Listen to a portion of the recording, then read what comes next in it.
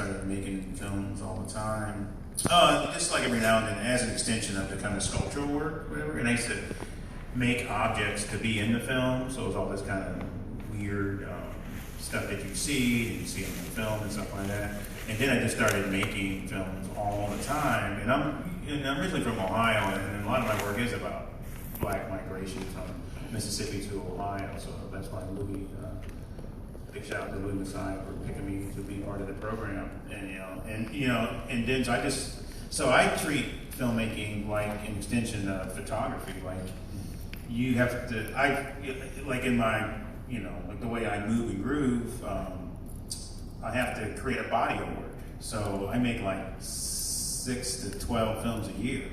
And it's the only way I can kind of move formally to one piece to another to see how it's going in a lot of ways. So that's how I so I usually have to make about 3 or 4 films to say the one thing in a weird way. But each one of those films will be differently, but there's a kind of a formal quality that goes through them. So that's how I kind of make stuff. Very cool, very cool. So I really would love to talk to you guys about process, because it seems you guys are making very different types of work, and I would imagine the process of those are a bit different, right? So to start, have any guys, we haven't screened non-rides, right? No. Okay, I'm screening it this evening, that's right. So I synced it already. So Non-Rise is Madness film. It's shot entirely on iPhone. And so I have so many questions, but I want to start, can you just start talking a little bit about your process and shooting that? Some of the limitations that came with the medium and maybe some places that you found it to be free. Well, let me start by saying this. The whole idea with the iPhone thing, I think that's why it's like very important to kind of see yourself in work, like when you go to the cinema. I go to a lot of film festivals. And the 2 things I would always hear is shoot a web series like Issa Rae, back when Aubrey Black Girl was like popping. And then you can shoot, the first thing everybody will say, be the hugest executive to, like the up and comer like myself, it would be like, you can shoot on your iPhone, technology is crazy now, you can just do it. But like I was hearing it, but I was never seeing anybody actually do it, particularly in the filmmaker color space as it related to like narrative feature filmmaking. And so I just kind of walk you through the process of how I got here. So I did my first film back in 2012. Did pretty well, premiered on BET, got distribution and everything. And so one thing they always tell you is like try to have your follow-up ready. But like I didn't grow up like always want to be a filmmaker. I played ball all my life. And so like that was like my first film ever. So like I didn't have my next script ready. So I took about a year to write my next one. It was about the whole kind of concussion crisis that was happening in the NFL, but more like how it related to a family. And the day we announced it, the next day they announced the Will Smith movie, Confession, like literally 2 days later. And so it just made all the investors like very like scared. They were like, man, we gotta wait and see how this plays out. I think it did okay critically, but it didn't really perform well at the box office. So it just kind of deaded that whole project. So now I'm here, 2 or 3 years later without my next feature film, and just like really frustrated. And so as a lot of making films can be very expensive endeavor. And so, and I think I'm not gonna call it a mistake, but another thing I think a lot of filmmakers do after they do their first project is they're like, man, the second one gotta be bigger. It's gotta be bigger, we gotta get way more money, we just gotta do it huge. And what can happen when you do it like that is, sometimes it can just take you a lot longer to find the money, or you may not be able to find it at all. Because we were trying to do that other film for like about $1 million. My first film was like about $200,000. And so, here I go, 3, 4 years going by, I haven't done another feature, doing a lot of music videos and things in between, staying busy, but not a feature. And so I just got to a point where I was just like super frustrated, like, all right, I gotta get back in the game and do another project, because you're only as good as like your last thing. And then you don't want to be that guy that's like talking about some crap you did 5 years ago. So I was in the process of doing this other film, actually with Issa Rae, and then the same week that we were about to start shooting, literally supposed to start shooting on a Saturday, that Wednesday they announced that our HBO show got picked up, and they were going to start production on it like immediately. So I'm like, damn, like what's happening right now?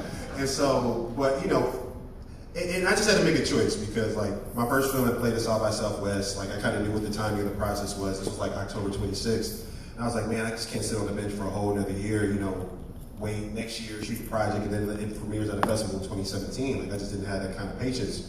And so I just basically I saw this movie called Lock. I don't know if you ever heard of it. It was by Tom Hardy. It was a film that all took place in the car. Yeah, all took place in the car, but it was just like all these phone calls and conversations. And I was like, man, it's a pretty interesting idea. then earlier in the year I saw Tangerine, which was a movie that was shot on the iPhone that's on Netflix now, about kind of like the day in the life of these transgender women in Hollywood. And so I was like, man, now I'm just thinking about all these festivals, you can shoot on your phone. So, and then the new iPhone 6S was about to come out, which was going to be the first phone that could shoot in 4K. And so I was like, well, let's just marry all this stuff together, and maybe I can think of an idea that could kind of take place in a car. And then in Hollywood, or in LA where I live, I take Uber a lot. And it's just always an interesting story, especially if you take a pool or something, or if you take a ride, like late night, it's always some crazy dude that's like oversharing his life, or just like, dude, just shut up, I'm just trying to get to where I'm trying to go. And so I thought it might be an interesting idea to kind of center that movie around the life of like an Uber driver who's like kind of going through a personal crisis on one of the busier days of the year, so which is like New Year's Eve. And just kind of more so do a character study, and in the film, as you'll see later tonight, kind of like there's a character study about how fragile the male ego is, and like how a lot of times like we hold like our partners and our women like to higher standards than we hold ourselves. And but it's kind of revealed through the course of these 9 different rides that he gives over the course of his night. And you just kind of like reveal different character traits, and you kind of see different ways of how he is as a person through these interacting with these other people. And so it literally came together so fast, y'all. Like, so October 26th, I think her thing got announced. That weekend, I wrote a 20-page outline. I didn't want to write a full script because A, I knew it would take a lot more time, and B, like I'd always seen like some of these more white filmmakers do projects where it's like all improv and kind of a little bit more freestyling, and I thought that would be a cool idea too. And so I wrote this 20-page outline over the course of a weekend. Literally that same weekend, I think that next day, investor that was going to invest in the other movie I was doing with Eason, I was like, dude, would you mind like diverting your money to this project? What do you think? And it was like really low. Like I'll be honest with you, I was like $20,000. And so he was like, cool. So now I had this money, and I had a framework of how I could do a project. And Dorian, I'd worked with on a music video before, on a Bilal video. And I shot to him like, dude, I know this is crazy. I want to shoot it on iPhones. There's no script really. It's more of an outline, but are you with it? And he was down. And so then Robin Lee, I worked with on a music video. She was down. And as you'll find as filmmakers, once you get that first or second piece of talent, it's like way easier to get other people to be involved, because now they feel like it's not just like them leaping out on the ledge by themselves. They were a little concerned about the fact that, we were shooting on an iPhone, and I did definitely reference like, Tangerine, and like I actually shot some test footage with it to kind of show them how good it would look. And so that, I think that kind of eased their concerns. But in terms of ways that it was more freeing, I always think about marketing as a filmmaker, and I always thought that like it would just be a really cool story to be like one of the first filmmakers to shoot on that particular phone, and we definitely kind of had that as a part of our like little angle. And we shot over the course of 6 days in LA. We shot, this is how fast it was. I wrote it the weekend of October 26th. We shot the week of Thanksgiving for 6 days. I had to turn in the cut by Christmas to South by, and then we premiered in March. So it was just like this super fast turnaround, but it just really, with the fact that we did shoot it on iPhones, it just really to me showed that, it was a very quick workflow. You can, I shot 228 gigabyte iPhone 6S Pluses. Use that adapter thing? Yeah, we had, so we had like kind of 3 or 4 big pieces of equipment. And I always encourage people to do your research too. Don't think you could just like, well, you probably could, but we didn't just like pull out our phone and just start shooting a movie. Just do a series of vines. Right. Vines. No, so there's this like $125 or $150 lens. It's called a Moondog Labs anamorphic lens that we shot on. We had this little rig called the B-Script Pro, which is like $200, and I think what was the other thing? Oh, and then there's this app called Filmmaking Pro, which is like a $10 app. And so ultimately the price of like hooking up our phone was like less than $500. We had probably like less than $1,000 worth of lighting because we were all in a car. So ultimately, like we were able to get this film in the can for like less than the price of a used car. And it just kind of allowed us to be freeing. And for me, my biggest thing was just like, I felt like if other filmmakers of color could see another African American director or filmmaker do a movie that was shot on an iPhone with like talent that they recognized, it would just hopefully prove it to be a viable option. And kind of prove that it's really more about the story, it's less about what you shoot on. Because yeah, you can shoot on Alexa, yeah, you can get on the Red, but ultimately it doesn't matter. Just get out there and tell your story and use what you have to move yourself forward, because you're not gonna move forward in the game without an actual product that proves what you can do. So. Word. Word. Sorry. No, that's great. That's great. I mean, I was kind of tempted about asking you about the budget of the film as well. So, Yeah. Look, we all famous. Exactly. So, Anisia, welcome. I'm going to throw you, unfortunately, right to the fire. We're just talking a little bit about Matt's film, and his film was also shot on the iPhone. Perfect. Sorry, No, it's fine. No, that's cool. Anisia, if you don't mind just introducing yourself to the crowd and just talking a little bit about Dreamstates. Okay. This is the one for me? Yeah? Yeah. Okay. So, hello, good morning. Okay, sorry, I was backing. I'm Anisia Uzeyman and I directed Dreamstates. Dreamstates is a feature film about two people who met in dreams and meet in reality while touring the United States.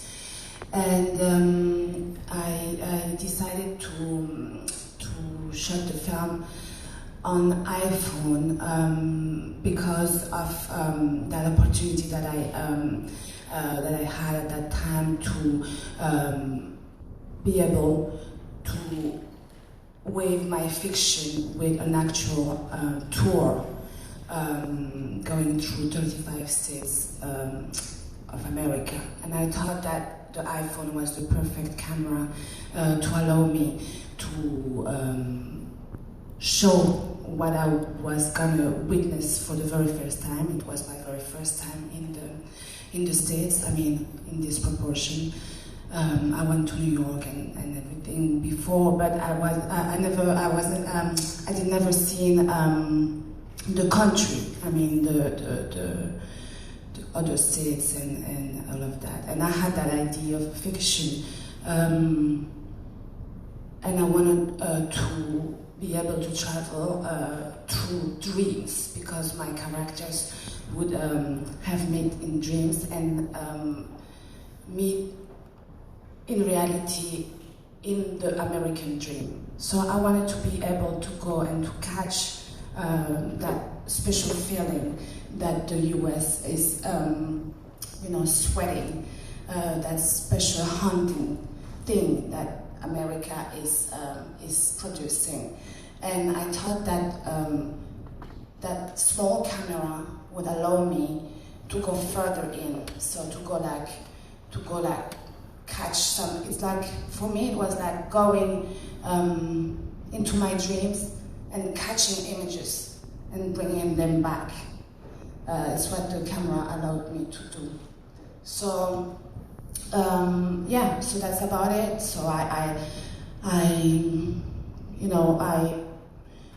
did some tests right before.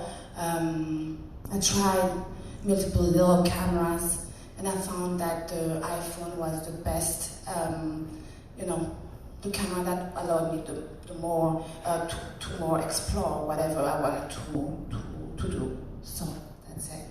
Did you use filters on it? I didn't use anything. So that's, and I must say that it's, I shot it on the iPhone 4 and 4S. Which is, everybody's like, oh, no one remembers iPhone 4 and 4S, yes. But they are excellent cameras actually. They are excellent cameras. I didn't use any lens, any stabilizer, anything. What I was feeling, I was really like trying to go to the contact. I wanted to be really close of my subject. I wanted to be physically involved in the process. Yeah. How much footage did you end up shooting? Sorry. How much footage did you guys end up shooting? We had 42 days of shooting, so I came back with like 25 hours. That's about right. Yeah. What? Because it looked like Super 8 when I saw the trailer. I thought at first I said, "Oh my gosh, you sound Super 8." So it's partially because we treated the images afterward, right, to make them more solid. In post-production, we transferred them into ProRes. So we gave them a little bit more of weight. Texture. Yes, because otherwise you couldn't blow it up on a screen. So we do have iPhone 4S. It's what we had to do in order to have those images, projectable, screenable, right? And then I used some applications, and one of them doesn't exist anymore. It was a 16 millimeter that was like there for 1 minute, and exactly. And so that's about it. So I was with applications and nothing else really. Wow. So what's fascinating about sort of this mix of people is we have you guys who have worked on, including on iPhones and working on digital, but Kevin, you've been working on 16 millimeter, but it still seems like you're able to sort of craft and sort of crank out a lot of films. Can you talk a bit about your process and a bit about Yeah, I shoot on anything. Okay. I have all kinds. I have like about 6 DSLR cameras. Okay. Being a professor, you can strong arm a lot of equipment off his notion. Like I had like the 3rd digital Bolex. I get the first, like Kodak's coming out with a new Super 8 camera, so I'm first on the list. Yeah. So I can kind of muscle up. Man. You may get a knock on your door in Virginia one day. Yeah, come on through. I got tons of stuff. Kids ready to shoot. So I like, for me, it depends on the content of the film and what I'm shooting on. And then coming from like kind of photography and sculpture, it's all about the kind of the materiality of things. So in a lot of films, like the trailer you saw, like I shoot a lot of films where each scene is like 10 minutes long. So, and even in Improvement Association, that's a full magazine, unedited. So I like to see what it, so for me, the frame is not just, the frame around the viewfinder, but also the frame of time. So a lot of my films are based on like, what can I do in time? And recently I just made a feature film. I hooked up my cameras to the University of Virginia Observatory telescope. So I've been filming the moon. So during the half moon, it takes the Earth an hour and 40 to go from black to black. So that's riveting for some people. For me, I don't know, it's riveting for everybody. But anyway, so I do stuff like that.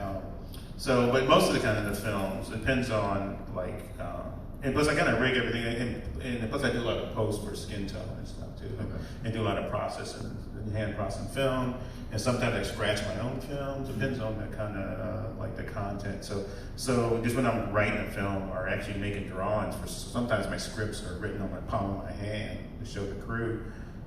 It's all about how long things are going to be, what camera I'm going to use, and So it sounds like a lot of the work is sort of the medium is dictated by the content itself. Yes, totally. So I mean, I've been in the art school, nasty art school. So I like the whole idea of things, of art objects projecting their materials, process, and procedures. So there's no mystery to how things are being done. Right. So that's why in Eason you saw sometimes I think film flashes or something. Like I just like the kind of language with them. So I shot a film in Italy that was supposed to be a 16th century television broadcast. So we shot it on PAL, VHS, and so it's all about like with the each camera, tape, drive, film stock, Super 8, 35, 16. They all have a language to me and stuff, and then so that's part of the content of the film. Yeah. I mean, that's one thing I found interesting in Matthew and both of you guys' work is that it seemed like, in one sense, so Matthew, for example, Nine Rides is kind of confined to this car, right? Like you have this kind of geographical limitation, right? Where Dreamstates kind of takes place, across what you said, 35 different states. And, thinking about the sort of, again, talking about the medium, and thinking about this medium of the iPhone and how, they kind of come with these restrictions, but you can also use those restrictions to kind of to go all out. Was that something that you were thinking about when you made the work to kind of keep it limited? Well, yeah, just to kind of echo what he was talking about, it definitely depends on your medium. Like with our project, because I knew there was going to be a lot of improv. To me, it was really important to use a camera that felt as if like nothing was there, and kind of give the actors that kind of freedom of just like literally like living in the moment. So. Kind of like how we shot was, so it's called 9 Rides. We had like 9 different rides that took place over the course of this one night during the course of the movie. So we shot 6 days, and each night basically we would shoot 2 rides per night. So we had about 6 hours. And so what we ended up doing was, and like I said, and don't get me wrong when I say like it was mostly improv, like there was a very detailed outline in terms of like where the arc was and different like major plot points that we had to have the characters hit. But we took about a good hour to 2 hours sometimes, you know, before each scene, just kind of going through it to try to come to a point of truth in each scenario, you know, was the most realistic depiction because we didn't have time to rehearse. And so what we ended up doing is then we rigged the iPhones on the car in certain scenarios. Sometimes I'd actually be in the car operating one of the cameras with my DP. Other times we literally just have them on the hood of the car, on the side, or whatever. And with these like $60 Apple rigs we found on Amazon, which we didn't lose any iPhones. No iPhones were filmed in that, making it rumbly. And like, so ultimately what we did was like, it was like a play. Like we would have the phones on the car and they would do like a 10 or 15 minute take. Like they would physically drive, like pick it up as if it was a real Uber ride. The person would get in the car, they would drive to whatever the real destination was, and they would literally have to fill up 10 to 15 hours long it took them to get to that destination. They had to fill that amount of space in knowing what the major plot points that we wanted them to hit within the confines of a real ride. So the iPhones, like I know Dorian kind of speaks on this and some of the other actors too, they kind of speak to the point where like it feels like a lot of times they just forgot they were even being filmed, you know, because they were just like going and sometimes we'd have a phone like right here rigged up on the window. And so I just think it gave us like a lot more freedom in terms of actually where we could place the camera. It gave us a lot more variety. And ultimately I think it was just like more freedom because we could have done all that with a big old Alexa camera. You know, a lot of times when you shoot car stuff, you gotta have a big old process trailer. You know, you're talking $1,000 just for that. You gotta get permits for the police. We shot this thing all guerrilla at night, like no issues, nobody ever ran up on us. And You got any lights? yeah, we had some LED lights that we purchased for like a couple thousand that we had in the center console, and sometimes we like kind of adjust them. So, but you know, for the most part, it was kind of more natural lighting, and we used kind of like the natural lighting of LA to kind of light it for us. You feel like you spent more money on sound than you did on the actual video? I mean, like I said, we had a sound mixer who, you know, he was laying in the trunk. I'm laying in like the third backseat, you know, the car. So probably one of the more challenging things was I had to direct with my ears because one of the issues I would say with shooting on the iPhone is that unless you're operating, you don't have a monitor. You know what I'm saying? Filmmaking Pro did an update. I don't know if you have an iWatch or Apple Watch, but they have an update where now if you have your iPhone connected to your Apple Watch, you can see what the iPhone is seeing on your watch. But that didn't come out at the time because it was like so new. Some James Bond shit. Right. No, it really is. So I was like literally having to direct with my ears or like let them go through a take. And then once we got back, have to like sit back and just kind of like rewatch the footage. It takes a nice little minute to let the footage process too, especially when you shoot 4K. So if we shot a 15-minute take, it would take about 15 minutes for the footage to process. So, you know, it's all a process, but it has its pros and cons for sure. Word. And we're going to talk a little more. We'll open up for questions in a few minutes for you guys. Anisia had a similar question. I mean, again, it seems like we were able to kind of go to these spaces. We saw where they real spaces, where they staged, and kind of to get this sort of really kind of guerrilla look. Yeah, it's a little bit like he's saying. I mean, it gives you a lot of freedom, and I think it gives a lot of freedom to the actors too, which is quite interesting. I liked it. That in fact, they believe it, they don't believe that you are really doing something. You know, they're like, okay, I'll do it, but really, this is like, you know, because everybody has an iPhone, everybody's familiar with it, and so wherever you go now, you go to a show or you go, you know, to an event, everybody's there with their iPhone. Look, everybody is like, you know. So I'm used to it, and I thought that there was something in there that is very interesting in terms of presence and acting. Also, I think it gives another kind of playfulness. I remember there was a grandfather in the film, and you know, I was telling him he redid the scene, he redid really like a real actor, but in the same time he was really like super free and super, you know, not stressed, not blocked by, you know, by the big setup and all of that. So I think there is also that kind of quality, plus that that brings a special touch to the film, and yeah, the fact that you can go also in places where it would cost you I don't know, 100,000, you know, like all the venues and I filmed a lot in venues and all those, landscape, and how could I afford that if it was on a big camera with a big setup,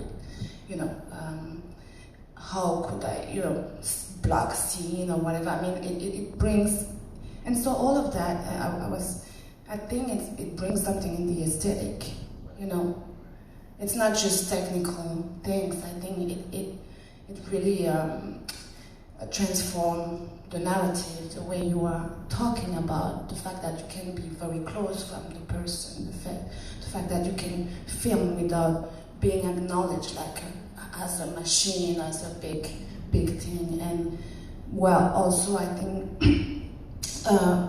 we come to film like this also because of production problems, because we don't find also the structures and the production that could allow that type of project to exist. So it gives something in the narrative too. You see what I mean? Like everything is working towards.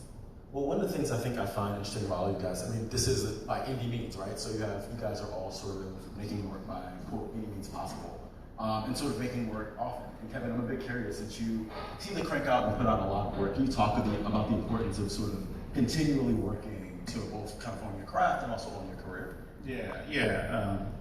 Well, first of all, I like the whole idea of this iPhone because I didn't think about that because it seems like you guys are going for intimacy, and I think the materiality of the object can kind of get that. I think, yeah. But what now? I kind of took this a little left, right? Took a little left. I was just thinking about intimacy. I was thinking about like how far these guys are from this subject. I think it's about making something. I think one thing I found though, in Eason, for example, and I'm not sure how many of you guys got a chance to see. But I guess I'm going to kind of derail from my question for one moment because there was also a type of intimacy that I saw, even though I'm not sure what you shot on. It looked like for Eason, if I pronounce it. Eason. Yeah. I shoot with this coming from photography. I'm waiting for a digital camera to be small and compact that doesn't.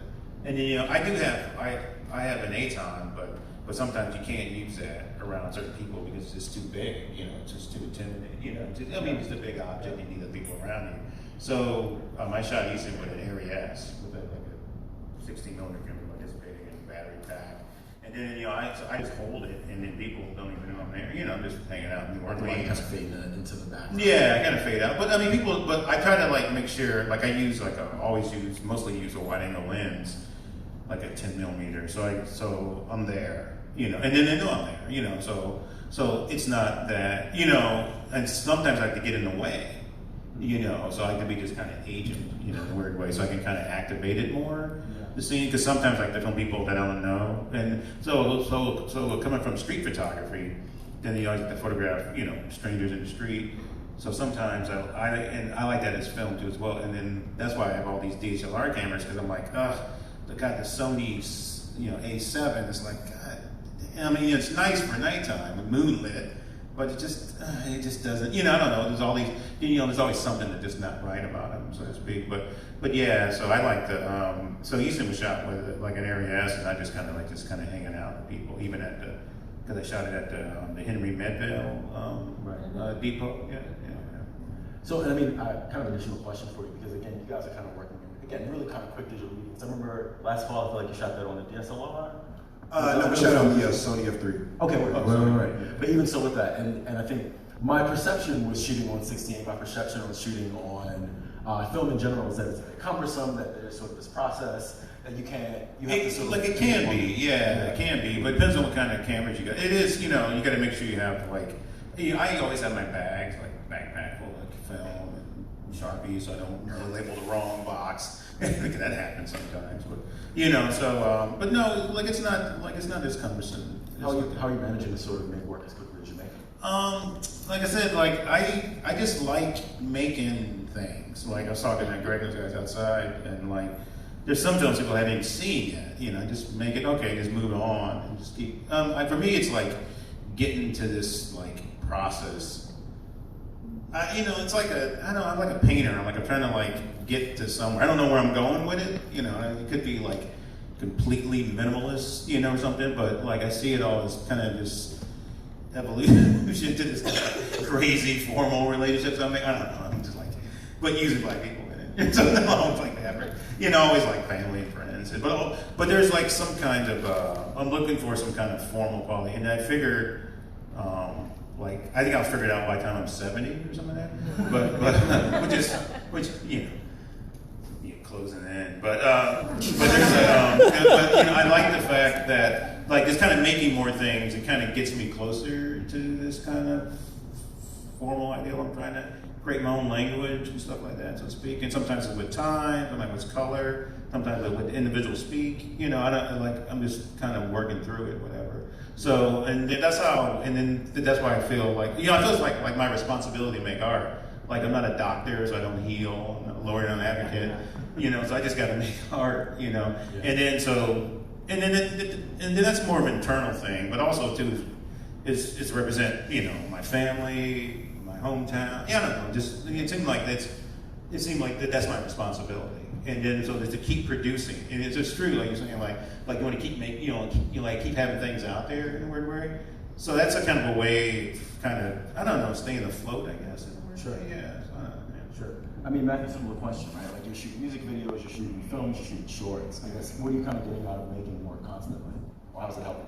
Well, I think once you get to a certain point, like you just have to. You know what I mean? Like you go crazy if you're just sitting back, sitting on your hands, not doing stuff. I'm in a weird space right now because I recently signed to an agency, and so now they're kind of like, I don't know, it's just weird because now they're kind of like, well, you can't keep doing like the smaller stuff. You gotta get you the big look now. I'm just like, well, damn, I want to keep creating, and I can see how people can kind of get caught up. Trying to make like that next step because, you might wait around on something that may not happen, and now, years have gone by and you haven't done anything because you're waiting on this like huge opportunity, that may not be there. I'm very much of the mind state of, the only thing that's going to move you forward is your work. And, when you're dormant, you're not doing nothing, then, it's kind of, it gets to be a very tricky place. But, I think right now, I think about, one thing for me, I always think about like back in the day, like, I think of like Robert Townsend, I think about like with Julie Dash, back in the day, like, I don't know the exact cost, but you had to go to like an editing facility and pay, hundreds of thousands of dollars to edit. We edit this joint on a laptop.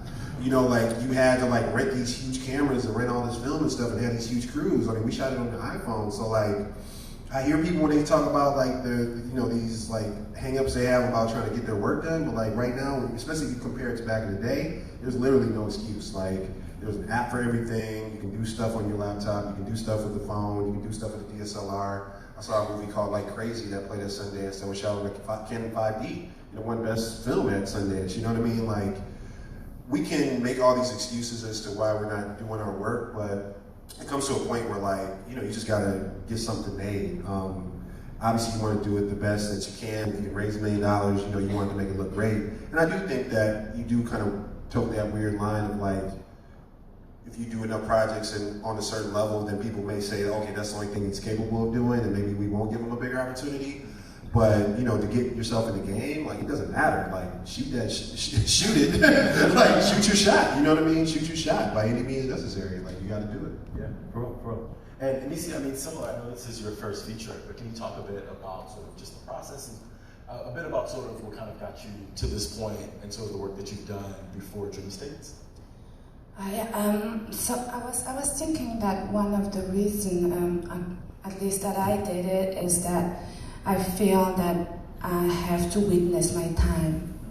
I have to show what I see, and because I want to show the people that I love, right? Because I want to witness them. I want to be there. Maybe it's because I'm coming from a place where personally everything disappeared, and so I'm like searching through images, to be like the more, to witness my time, to witness my people, to be able to show the people that I like, the faces that I love, so I think it's how I entered into making films. I was doing theater before.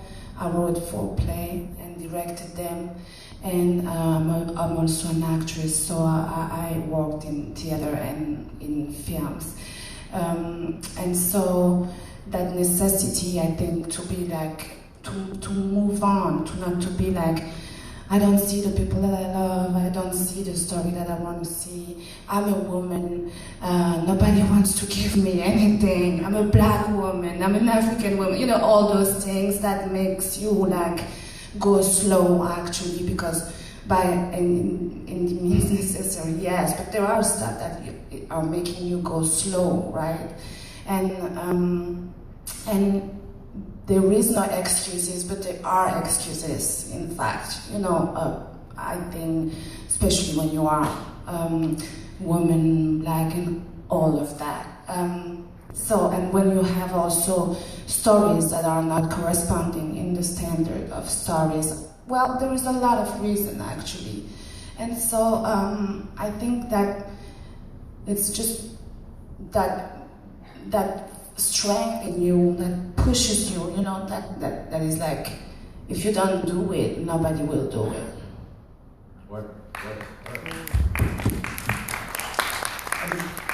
I guess one of the things I'm finding that you guys are all saying, you're telling stories that really only you can tell. And you sort of have either access, or it's something very personal, or it's something that you have that, I'm the only person in the world that can sort of make this work, and the only person that can make this film. Does that drive some of your decision making on set, or in the screenwriting process, and just the process in general? Well, I think you have to make it personal, and personally, I feel like everybody in the world has some level of a story that is film worthy. It's interesting. I think when I was trying to figure out my first project, I used to play in the NFL, and I was like I was trying to like bite.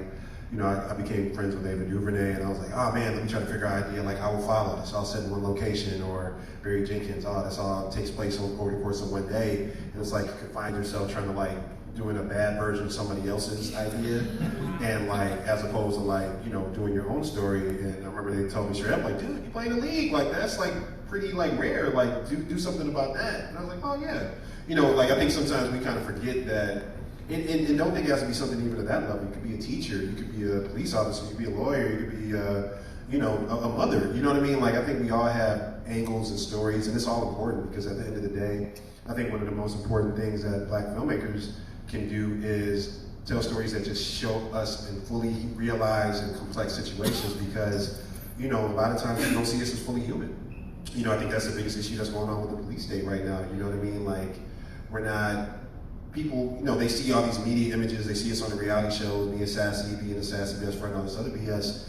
And, I think it's up to indie filmmakers and people to like show that, we may have like the sassy friend, but she can also be brilliant and be smart. Or, like I think our biggest job is just to kind of show us as being fully human, and kind of show that entry point at whatever way is most personal to us, but also that's what's most authentic. Yeah, totally. And it also comes from personal, because most of my films are about Black working class Midwestern conditions, and what those conditions are. It could be weather, could be economic, could be political, and social. So coming from that particular background, I have I kind of know the language and know the gestures a little bit, so I can get past the origins and kind of move to the kind of subject matter a lot quicker, so to speak. So there's an element, so there's a level of comfortability with that kind of language and stuff. And then from there, let's just film just whatever you're invested in, I guess. And so I'm invested in those conditions. Yeah. Anisia, somewhere you're in your film, right? Like you're sort of a part of it, so it's even more personal. Yeah. It's because I made the film because I was the only one to be there for free. And so, it's also that I thought it would make sense to have that level of intimacy with that camera.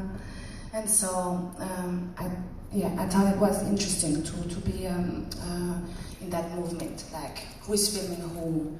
how am I filming myself? How am I filming, the other? How do we create that intimacy with that machine that is, weird? And I thought it would be interesting, and that movement that I was the filmer, the filmmaker, the person who would photography, and in the same time being photographed, I think with the iPhone was interesting. That was one of the intimacy of the thing.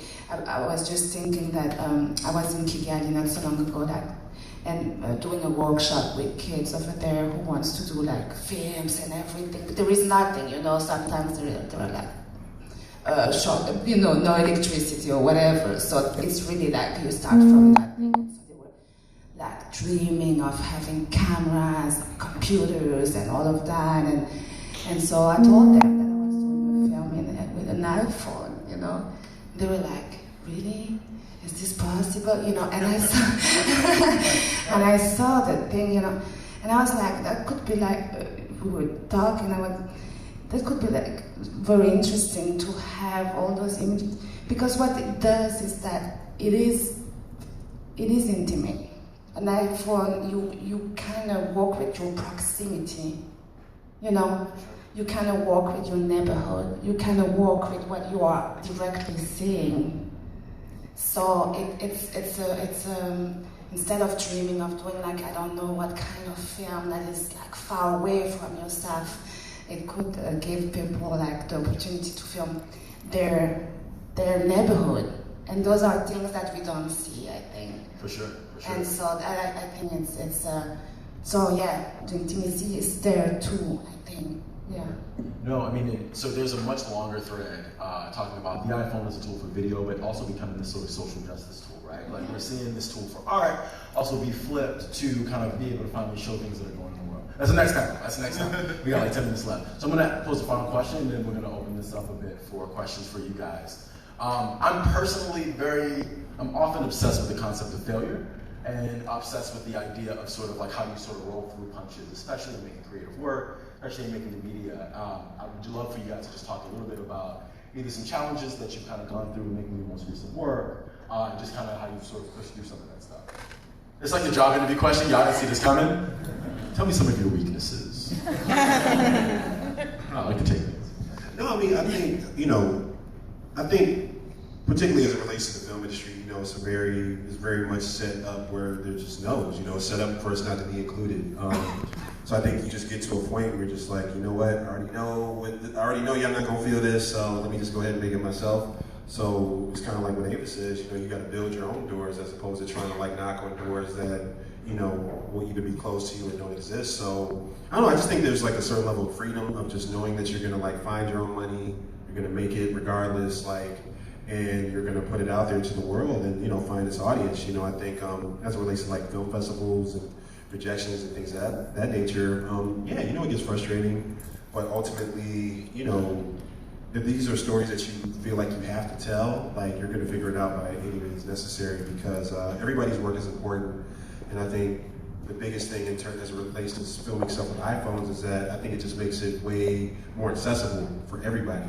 And I think that's the most important thing that I would love to see come from like this kind of like revolution, I guess, in terms of like this digital and iPhone filmmaking, is that just way more people get access to it. I would love to see younger filmmakers, people that are getting into it before their creativity is stifled and the world is telling them no, Like I would love to see that film from just this like super free young mind that, doesn't know what no looks like and doesn't know what, the world is like kind of trying to shut them down. And so, you're going to deal with rejection. I think that's the thing that separates people that, actually become filmmakers and writers and directors from those that can't, because you're going to be told no all the time. You're going to have to answer a lot of questions, but, if you know that this is something that's passionate. And I also think that this is also a thing that allows you to kind of separate which work is most important to you and what isn't, because if you can't take criticism or people telling you no with an idea, then you probably shouldn't be making it, because it's going to happen in pre-production, it's going to happen when you're on set. Why is their shirt red? Why are we shooting here? Why does the food suck? You know what I mean? Like, you gotta like, make sure that, no, seriously, I mean, if you're doing a movie for no money, you gotta, figure it out. And so, I just think that those are the things that kind of separate the, the people that can do it from those who can't, is that, like, no, it's not even an option. Like, we're gonna get this done regardless. So. Right, that's great. I guess I'm always making mistakes all the time. Well, no, not as much as I did when I was younger, but you just kind of like clean it up. But I mean, I just kind of grind through it, you know, just like just keep. I don't know, just trying to think. I mean, I just make these bad paintings like a week or so ago. So maybe that's. Do you find space? I mean, especially watching the films yesterday. I mean, it seems like there were, you know, like light leaks or kind of places where the film goes that seem like they would be sort of mistakes or things that. Yeah, I mean, I like. Yeah, oh yeah, totally. I like. I love blaxploitation film trailers because they have all these like. We're showing like 2 different film styles here. Because they have all these like horrible jump cuts and stuff like that. And the sound drops off, and I remember seeing some of these. You know, just seeing these things like, oh man, these things are amazing. And then so I'd go in the lab and make it and do it. So I always like when the sound drops. So, I mean, I'm making mistakes, right?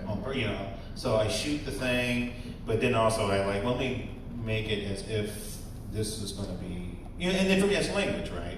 You know, like that's the kind of brushstroke, that's the kind of abstraction that I like, so to speak. So when things when things are accidentally or purposely kind of screwed up, then I like those kind of. So and then I like depends on the project, but I like that kind of relationship. So yeah, so I go forward with those a lot. Word. Well, yeah, I think additional failures are making stuff at the end. You know, like mistakes and I mean they are shaping, and also I think to me. A film at one point is dictating what it wants, right? I feel really much that if you're forcing things, you're gonna be in a failure. You know, if you are like it's a strange relationship that I discovered. I'm just talking about, you know, it's demanding, and so yeah, there is a lot of. I mean, for me, it was a lot of mistakes because it was my first one, and then I did music videos, and then other mistakes arrived. I had to work with other cameras to discover what is a DP. Somebody else was filming for you. What is it? You know, and so everything is so from not shaking, from framing to telling your story and not finding anyone who is willing to go with you. Then to go through, I don't know, for instance, I was thinking about the crowdfunding surrounding those films, and I think it's a double thing. It gives you, it's super hard to go out there, I think, but in the same time it gives you strength and people who are suddenly there while you were alone in your process. You see, so everything is like, I think. Thank you guys very much. I think we have a few minutes for questions. Yes, time. I got you. Okay.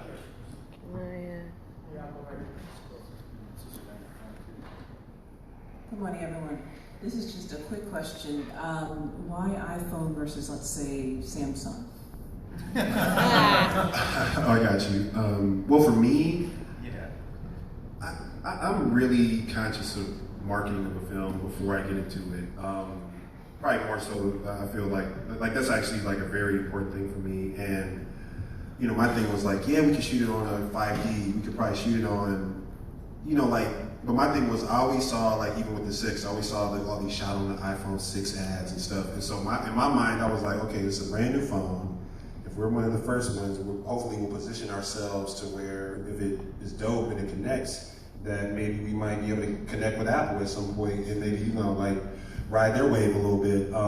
You know, so I probably would say Samsung probably has a better quality camera actually than the iPhone at this point. But one of the issues is that it's not as, the accessories, like Apple, you know, like the apps, the accessories, like Apple's kind of accessory game is a little further along than what Samsung is. And so, and then also the films that I saw that inspired me, like Tangerine, some of these other projects, they were also shot on the iPhone. And so I was able to like do research and see what they actually shot on. So not to say that you couldn't do it on Samsung, but for what I was trying to do, like I knew that Apple was just like kind of a more progressive brand in terms of where we wanted to kind of move with the film, and then also the accessories were a little bit further along, so that's why we chose that. Right here. Yeah, my name is Keenan Weaver. I'm a comic based out of New York, and I have a two-part question. One is, when you were working on your projects, what was your goal for like distribution? You know, you guys all talk about like shooting on what's available to you, your iPhones, iPhone retros, things like that. And so were you like going for theaters, like theaters, or like maybe doing Vimeo, charging? Like, what was your goal for distribution? And if something like Netflix or Hulu was it, how'd you go about, you know, getting your film on Netflix or something like that? I was thinking like a classical distribution. That was exciting for me. It was a challenge to bring those little camera to the big screen, to bring it to, to digital. I mean, to the digital, and in plus of the classical things that anybody is thinking about a film. You know, at the end of the day, it's a film. It's a story. It's just you would just want to share it with on platforms that are available and with everybody, with more people, right? Then I was thinking that it would be fun to, for instance, I'm looking forward to maybe do an application that would be called Dreamstates. You know, there are some perspectives that are like opening and going further in the digital platform release, but at first, to me, it's a film. It's, you know, it's made for being like in any theatrical releases and on platform like Netflix or Amazon, whatever. Yeah, I mean, ultimately, I think I know what you're saying. Like, you know, the fact that we shot on an iPhone doesn't make it less attractive in terms of traditional distribution options. Like, I'm not sure if you saw Dreamstates the other day, or if you're going to stay to see Nine Rise later tonight, but, you know, it plays just as beautifully on a big screen as it does, you know, on Netflix or anything like that. So, you know, our plan was always kind of like to attack it in the same way that we would have if we shot on film or any other medium. You know, just having those conversations, you know, it's always, like, film to me is similar to music, to where like now you're seeing a lot of the distribution companies kind of like fail and kind of implode just because, like, you know, for the price of one DVD, now you can get all of them on Netflix. You know what I'm saying? So it makes it a less viable business plan in some ways, but you know, ultimately it just goes down to what you want for your film long term. Do you want to just get on Netflix and people see it? Do you want to try to do a limited theatrical? Do you want to try to get it on television? And those are all options that we're exploring at this point. So yeah, and I have films on Fandor, and I got a deal with them where they're going to buy stuff every year and put on Fandor. Yeah, and then I do screening houses, and actually one of the best screens I ever had was here about 5 or 6 years ago at the International House. It was amazing. So I still have features that still take me, you know, like I used to sell a lot of photography and sculpture and stuff, but now I do like film screenings and lectures and stuff like that. And then, so that stuff pays for new work. So my films actually kind of make this weird art problem. People say, hey, art films don't make a problem. I was like, what? Because we got art films, they are. Right. Yeah. So I do that kind of thing. Hi, my name is Zarifa. When you shoot your films on the iPhone, do you